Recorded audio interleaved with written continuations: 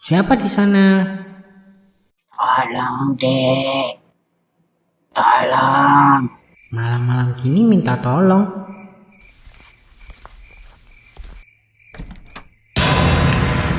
Tolong tumbangnya mana? Sebelum nonton, jangan lupa klik subscribe dan loncengnya ya. Hei, mau kasih tahu. Channel Rizky Replay sudah ada fitur membership loh. Untuk cek fiturnya tinggal klik join atau gabung ya. Terima kasih dan selamat menonton. Cerita ini berdasarkan kisah nyata yang terjadi sekitar tahun 1990-an. Bermula saat Slamet dipecat dari pekerjaannya karena krisis ekonomi yang melanda dan terpaksa harus pindah ke desa. Harapannya, dengan uang pesangon yang dia dapat, Pak Slamet bisa membeli sepetak sawah di desa. Maafkan aku ya Bu, gara-gara aku dipecat, kita jadi harus pindah ke desa. Nggak apa-apa, Pak. Ini bukan salah Bapak. Rezeki kan sudah ada yang ngatur. Makasih ya Bu. Tolong ya Pak Lek, kalau bisa yang murah kontrakannya. Gak apa-apa, Met. Wis, kamu gak usah banyak mikir di sini. Biar Pak Lek yang siapkan semuanya ya. Matur suwun Lek. Akhirnya, Slamet dan keluarganya sampai di desa. Betapa terkejutnya Slamet melihat kontrakan yang dicarikan Pak Leknya. Pak Lek, kok besar sekali? Kan saya sudah bilang nyari yang murah. Mana cukup uang saya, Lek? Tenang saja, Met. Ini kebetulan yang punya sudah lama gak tinggal di sini. Jadi, daripada kosong, mendingan dikontrakan murah katanya. Wah, yang bener, Lek.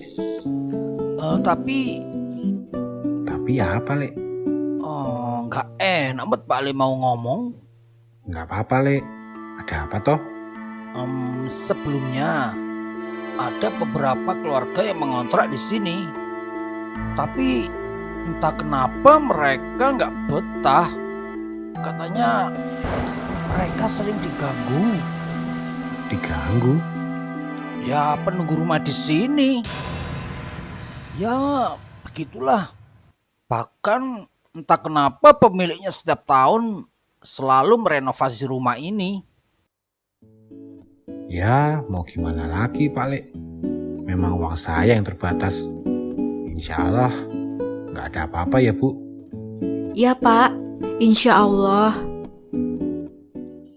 Waktu pun berlalu. Tak terasa, Slamet dan keluarganya telah tinggal di rumah itu selama 3 bulan. Dan selama 3 bulan itu, mereka tidak pernah mengalami hal-hal yang aneh. Hingga suatu malam. Di kesunyian malam ini ku datang. Le, Ibu ngantuk. Kamu selesaikan PR sendiri ya. Iya, Bu. Tak sadar Angga belajar hingga larut malam. Tepat pukul 11 malam, tiba-tiba ada yang mengetuk pintu. Siapa ya? Siapa di sana? Tolong. Malam-malam gini minta tolong. Jangan-jangan orang itu terluka. Bentar ya.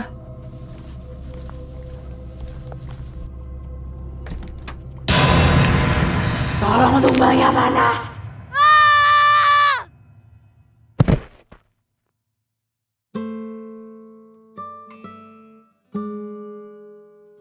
Gimana ini, Pak? Apa yang terjadi dengan anak kita, Pak? Entahlah, Bu. Pak Mantri juga kemarin bingung. Sore itu, Pak Slamet tertidur akibat kelelahan menjaga anaknya yang sakit. Dalam tidurnya, Pak Slamet bermimpi bertemu Angga. Angga ketakutan dan meminta tolong padanya. Angga, kamu kenapa, Nak? Ayah di mana? Aku takut ya. Takut sama siapa, Nak? Siapa yang mencoba melukaimu? Angga? Anak ini milikku.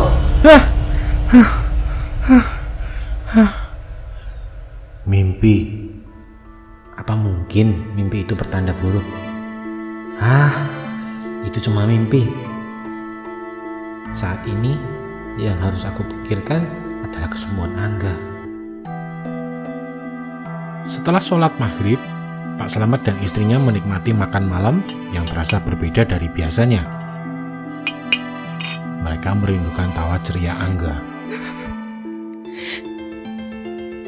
Usai makan, mereka pun langsung menuju kamar Angga. Ketika mereka masuk ke kamar Angga, mereka melihat pemandangan yang tidak akan mereka lupakan seumur hidup mereka.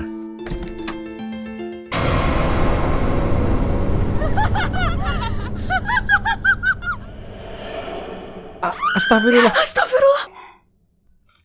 Makhluk apa itu, Pak? Gak apa-apa, Bu. Makhluk itu sudah pergi kok. Enggak, Pak. Angga. Gak apa-apa. Angga masih tidur itu. Setelah kejadian itu, Slamet akhirnya menceritakan mimpi yang ia alami sore itu kepada istrinya. Slamet pun curiga, apakah sosok itu ada hubungannya dengan kondisi anaknya yang hingga saat ini masih belum sadar. Akhirnya mereka memutuskan untuk memanggil orang pintar untuk membantu mereka mengusir makhluk itu. Keesokan harinya, Pak Le datang bersama seorang ustadz. Pak Slamet lalu menceritakan apa yang mereka alami.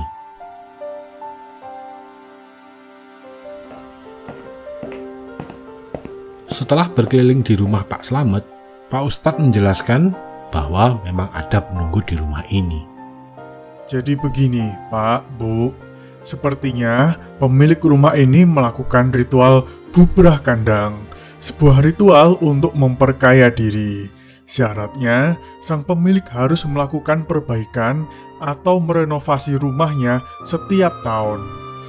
Yang sepertinya kewajiban itu lalai untuk dijalankan di tahun ini. Sehingga penunggu rumah ini menginginkan tumbal. Kebetulan saat ini yang diincar adalah putra bapak dan ibu. Ya Allah. Lah, lalu kami harus bagaimana, Pak Ustadz? Mohon bantuannya, Pak Ustadz. Saya akan mencoba yang terbaik, Pak. Mari Bapak Ibu kita berdoa bersama. Tak lama setelah Ustadz mulai membaca ayat-ayat, terdengar suara tertawa melengking dari belakang rumah. Sang Ustadz pun segera bergegas ke arah sumber suara itu.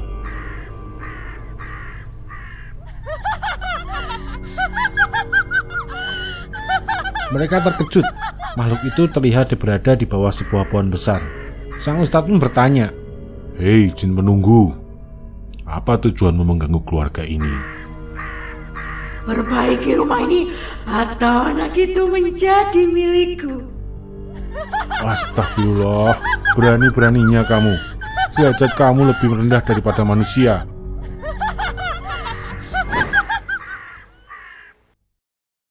Pak, Bu, sebaiknya turuti saja kemauan makhluk itu. Lakukan renovasi rumah ini dan segera pindah dari rumah terkutuk ini. Keesokan harinya, Pak Slamet segera memulai renovasi rumah itu sesuai dengan anjuran Ustadz. Dan beberapa hari kemudian, Angga pun mulai sadar. Pak Slamet dan keluarganya pun kemudian memutuskan untuk segera pindah dari rumah terkutuk itu.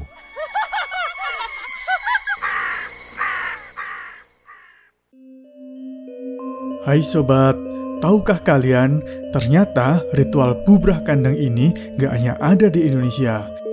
Di luar negeri pun ada dan merupakan kisah nyata sampai diangkat ke film layar lebar.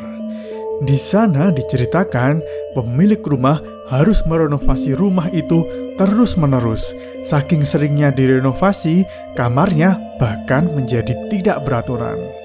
Dan keluarga yang menetap di sana juga sering menjumpai